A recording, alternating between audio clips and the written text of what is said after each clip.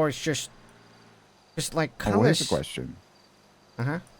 Can Casper even sit in the jet because he has no collision properties? Yeah, that's a good question actually. Yeah, Ghost in Casper has no collision property, so he would probably be he would have to keep the same velocity as the jet in order to stay within the jet. To appear like he's in it. Yes, but technically he's not in it, he's just at it.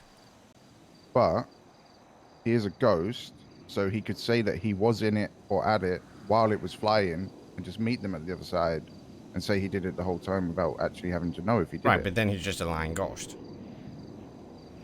But you'll never know.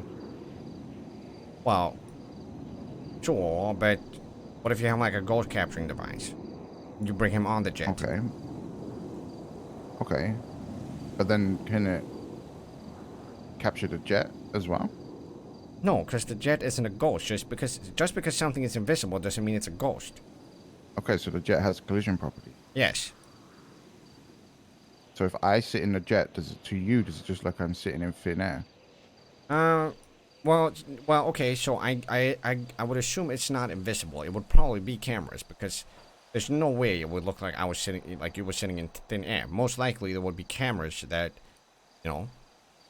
portray whatever's behind the jet. Because otherwise, yes, you would be seeing me sit, in the jet. Okay.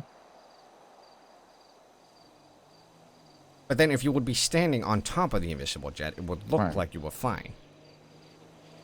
Yeah, so if you were like a stunt pilot, those ones that stand on top of planes. Yeah.